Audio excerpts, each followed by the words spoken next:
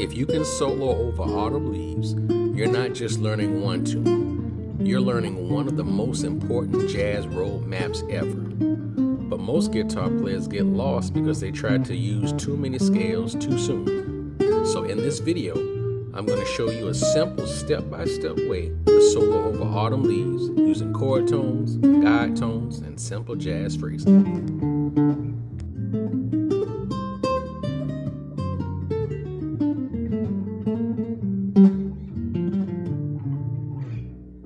Autumn Leaves can seem like a very intimidating tune.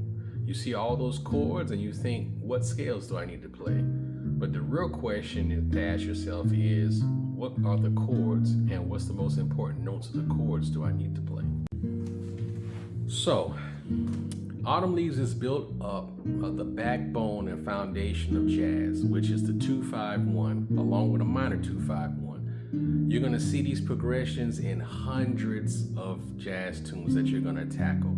So instead of just playing random licks, I'm going to teach you a system that's going to help you tackle that, which is then also going to help you tackle all the rest of the jazz tunes you ever want to learn. All right, let's take a look. So step one is going to be obviously learning the chords to the tune itself. So first off, we have that C minor 7 to F7, B flat major 7, E flat major 7, A minor 7 flat 5, D7 flat 9, C minor 7. For extra credit, C minor 6. Okay, so then it's your job to learn that everywhere up and down the neck so that you're not stuck when it comes to your comping. Because even though we're going to be shredding some hot, sick jazz lines, as a guitar player, we're going to have to accompany. That's just the nature of the beast, and that's what our instrument is. But little do they know, we're going to be shredding it up. But anyway, so after you've learned that, then you go back through and you need to know your arpeggios for the 7th chords. So you got to do that. C minor 7,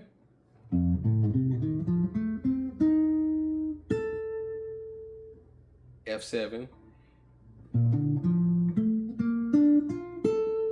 B flat major 7, E flat major 7, A minor 7 flat 5,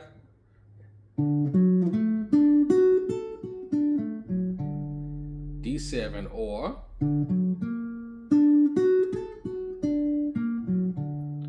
D7 sharp 5, then 2,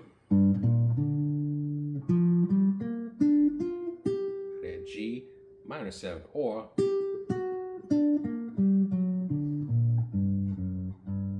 G minor major 7. So that's the first step, getting those down. Then when you have that down, same thing, you need to get it up and down the neck in all the different positions. Use the cage positions to find out where those are. And that's pretty much a tune. That's all the harmonic material that you're going to need to come up with your lines and to play a cohesive solo over this tune. Next thing I want you to learn is the guide tones, all right? So that's going to be the 3rd and 7th of the chord. So, C, minor 7, F7, B flat major 7, E flat major 7, A minor 7 flat 5, D7, G, and like I said, extra credit, G6 or the G minor major 7. So let's just hear this.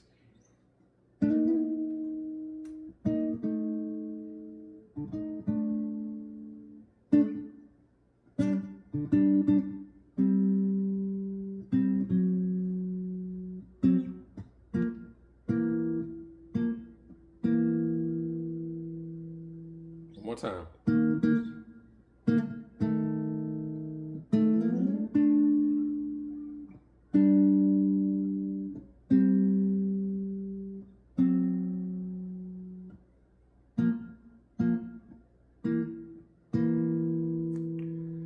So I hope you can hear just by playing those two notes, the guide tones, it gives you the harmonic material that you need to play the actual song itself. You can hear the song and hear the chords moving just by playing those two notes. So that's going to be a foundation or functional foundational skill that you're going to need is playing these guide tone lines, because it's going to put the sound of the song in your ear.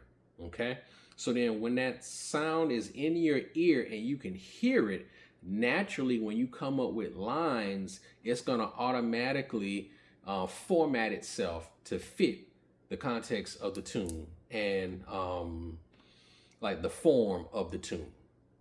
So, because if you don't know how the song goes, then you can't really play cohesive lines over the top of the song.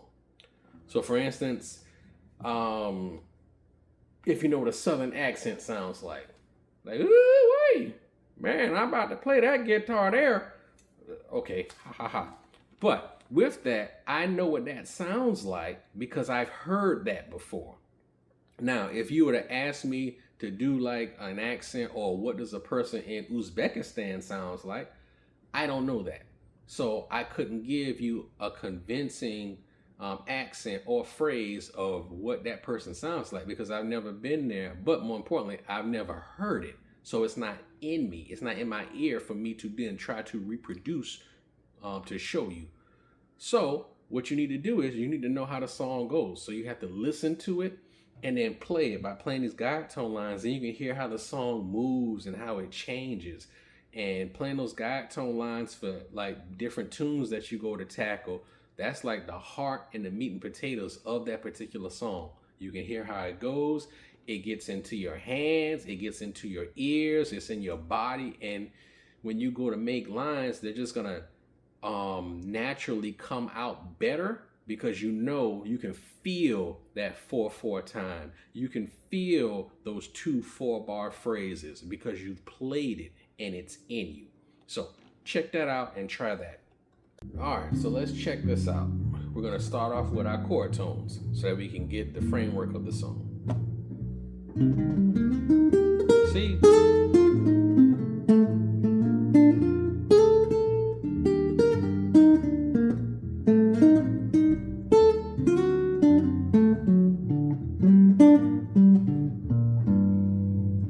So that's the first 4 bars of Autumn Leaves, which, like I said, is all the harmonic material that you're pretty much going to use for the whole entire song.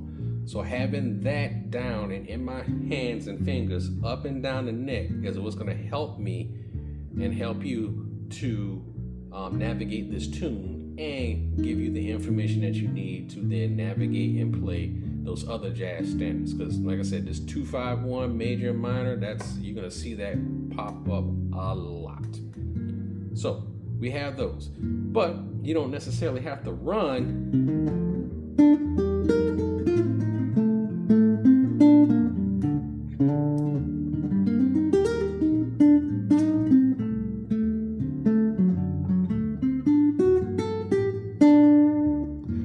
play the arpeggios like we said, because that's the backbone and skeleton of the song. But as we said in the other video, you know, we have some ways we can spice those arpeggios up to make it sound a little more musical. So we have our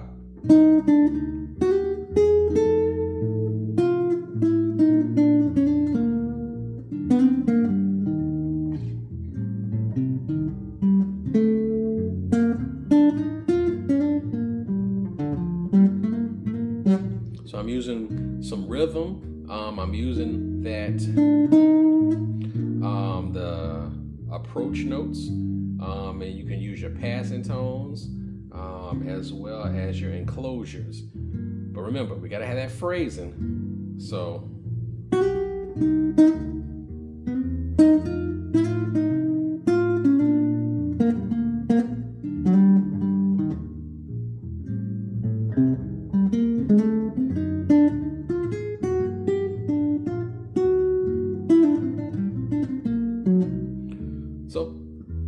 work on that. But pro tip, do not try and tackle the whole song or even the first 8 bars. Maybe you need to take it down to the first 4. Or what I did when I initially learned it, I took it down to the first bar and just really make sure I had that C minor 7th down. And I started in one position and then went to the next one. Went to the next one. So on and so forth. To make sure I really know where is C up and down the neck. And then did the same thing for F, same thing for B flat, same thing for E flat, same thing for A minor 7 flat 5, D7, so on and so forth. You understand? Then once you do that, because you have to see where these notes are, so then you can see how to voice lead them to the next chord. And then you can add your embellishments to them. Okay?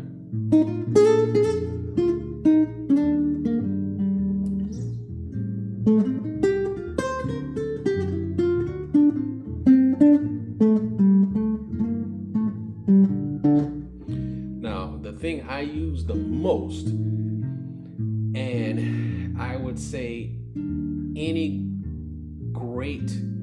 good to great jazz musician uses a lot of, is going to be your rhythmic feel. So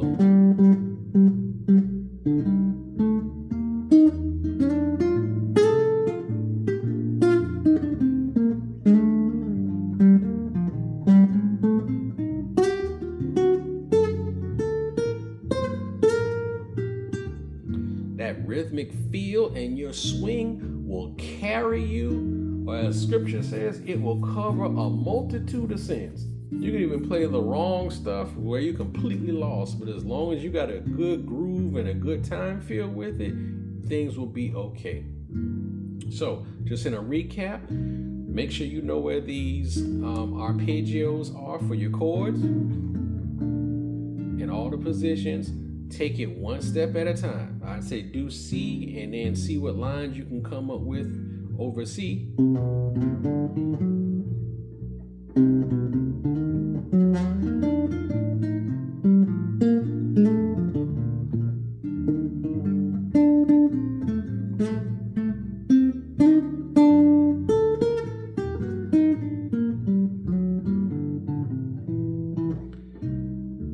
So do that and then add F and then try to voice lead C to F.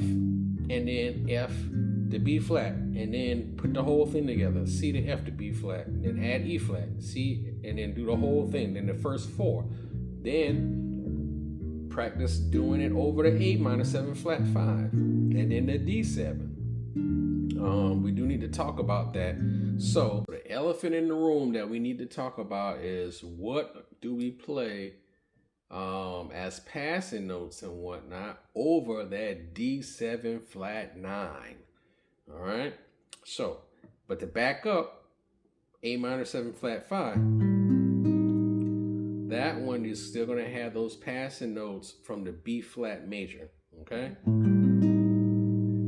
So the more technical ones who know, you're going to play that A Locrian mode.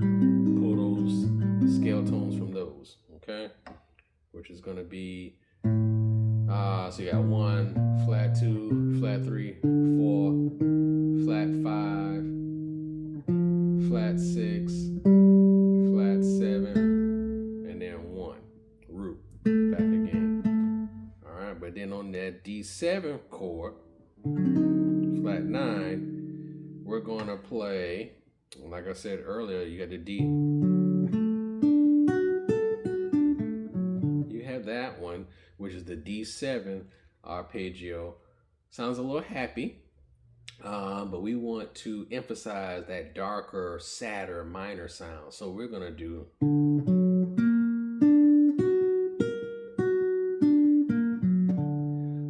a D augmented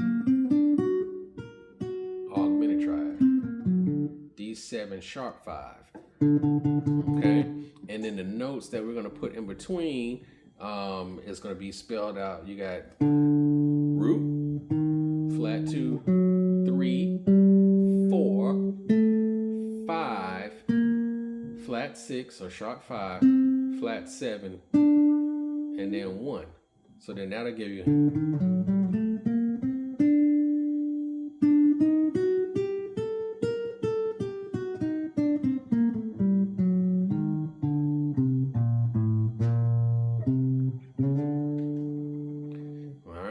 Sharp people may already know that's one of the modes of the harmonic minor scale, but we don't have to get into that for right now.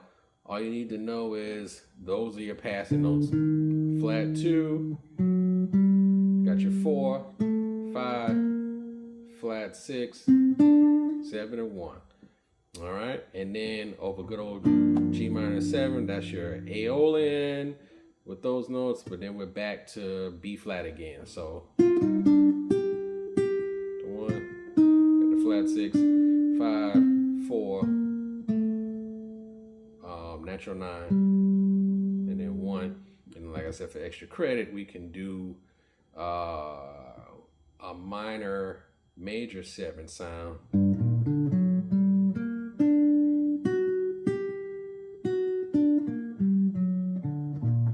And then your passing notes for that would be the notes from the G melodic minor.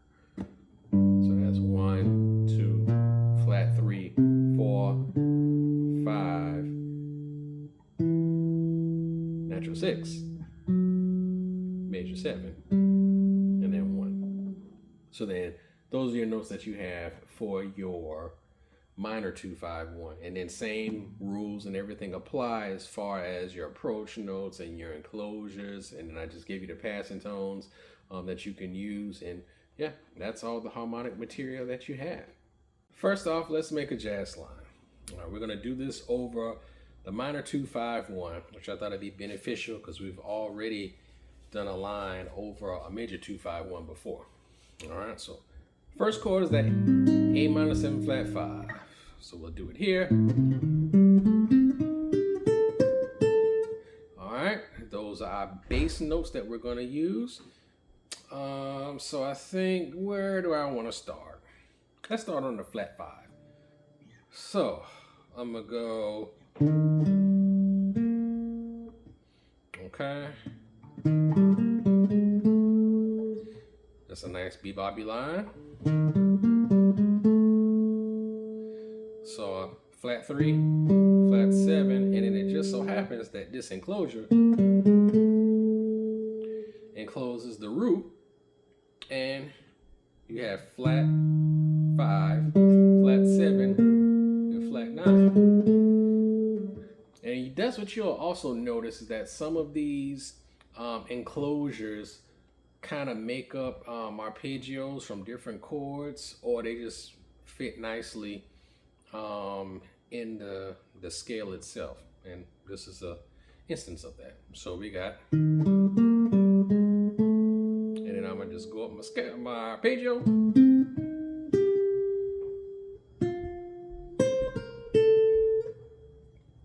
All right, so we might have, and that'll probably be where the chord will change, and that takes me to the 5 of that D7. You see the 5 of D7 is the root of that A minor 7 flat 5, and the flat 7 is the flat 3.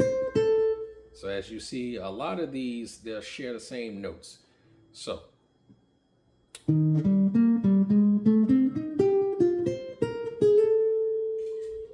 the reason I'm going here is just for it to have enough of beats so that the line can make sense. Because I might get here too early. But I want to go and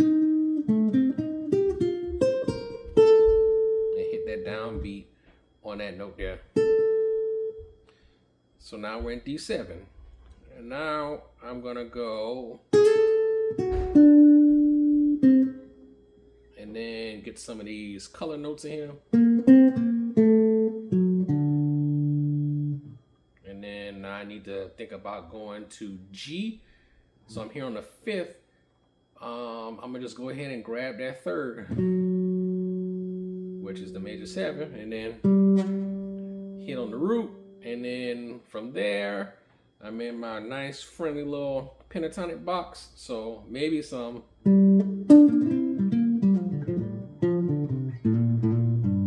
could do some minor pentatonic stuff, or let's see.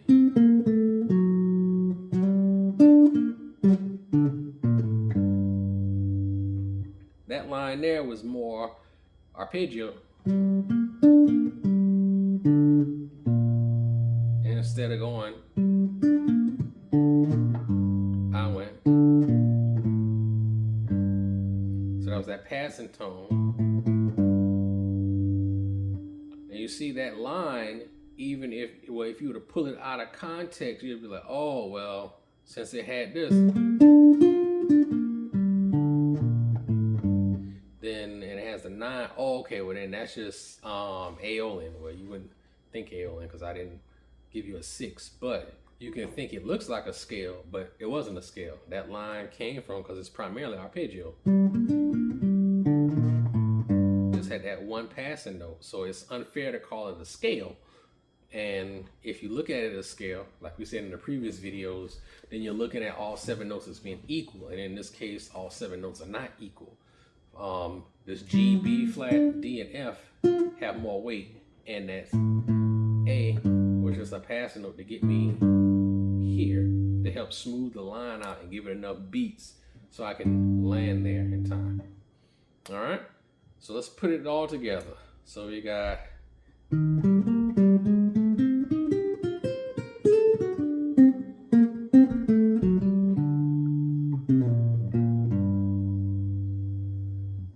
okay. So let's hear it with the track.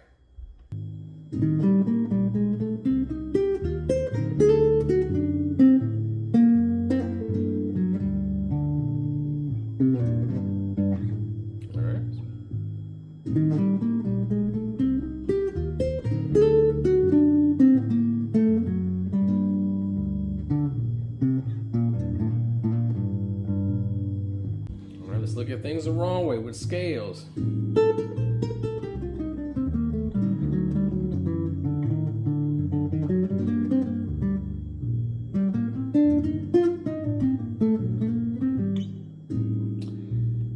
It just, no, that doesn't work. All right, so let's look at it with some voice leading and these arpeggios.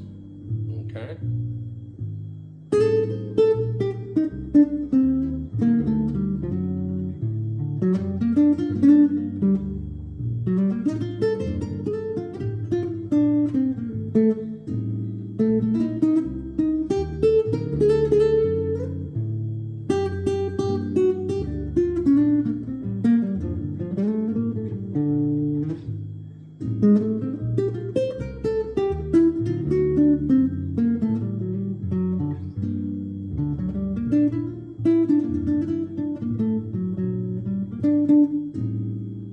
Second way sounds better. Okay, so here's what I want you to practice. Practice playing the chords up and down in the neck on all the string sets. Then practice playing your guide tones. All right, you have to get this song in your ear. Then once you're able to do that, take your arpeggios, your 7th arpeggios, not the scales.